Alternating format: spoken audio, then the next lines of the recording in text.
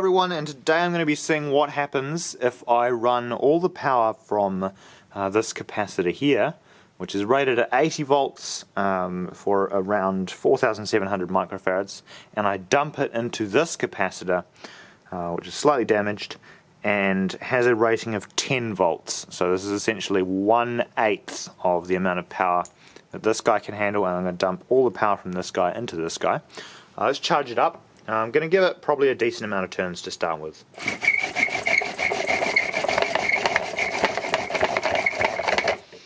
I think 16 is enough. I'm going to just set the capacitor up here. I'm slightly scared to do this because I have seen many videos of capacitors exploding and blowing everywhere. So I'm just going to use the little helping hands here to clip this boy in. And where's my capacitor? It's over here. Okay. I'm going to just line it up. I'm not going to hold it directly, obviously, in case it explodes.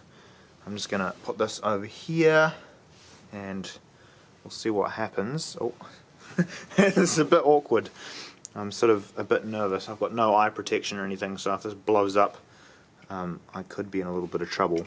I'm just going to hope it doesn't go wrong. Okay, so it looks like nothing happened.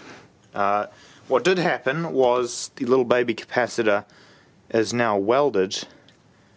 Oh, and it's unwelded. it melted the solder and sort of spot welded the little capacitor on.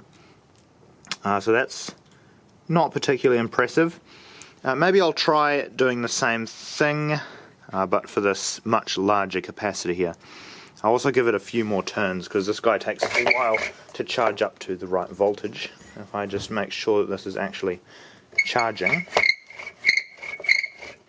Alright, I'll give it a few little turns here, and I'm going to go ahead and clip it on, see what happens. And absolutely nothing. That was very disappointing. Nothing happened. There was just a tiny little spark. So running this amount of power, however much this is, I don't actually know how many volts this is, but through this little guy is not going to make it explode. I think what would make it explode is if you had a lot of current running through it, like an absolutely ridiculous amount of current that it could not handle at a voltage that was also too high. This example, the voltage is probably quite high, but I'm not entirely sure if it is high enough. So I'm going to just put this down gently and give it a lot of turns.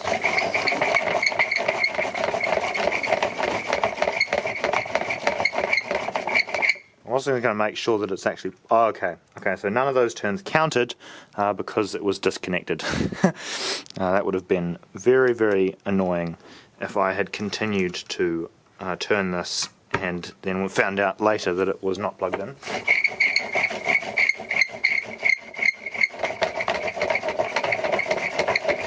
Alright, we're giving it quite a few turns now. I smell something not very nice. I'm going to just short it across the big capacitor. Nope, I can't do it. I can't see properly, and I'm a bit nervous about putting it directly across when I don't know what's going to happen.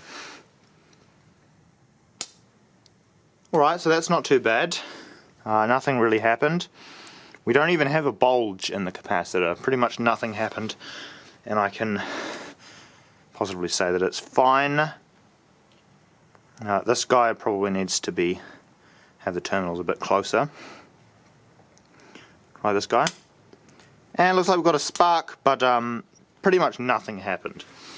Just to give it a frame of reference for how much of a spark would normally be made if these terminals were shorted directly.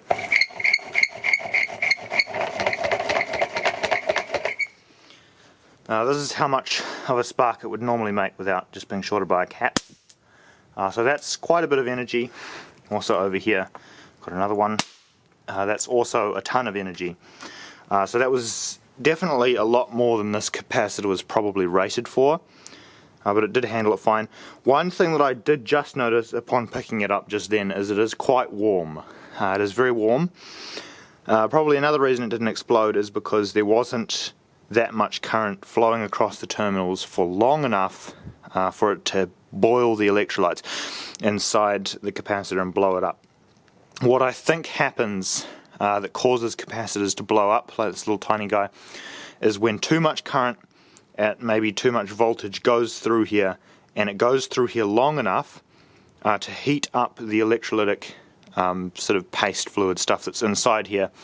I don't know if you'd call it a fluid, but there's sort of like an electrolyte normally inside these electrolytic capacitors, hence the name electrolytic capacitor. And what happens is too much current goes through, and these guys act like little hot plates, and they heat up all of the stuff inside the capacitor, boils and turns into a gas, and the container that it's in doesn't have enough strength to withhold that gas, so this little top blows up and the whole thing explodes. No explosions today, but thank you for watching, and have a nice day. Goodbye.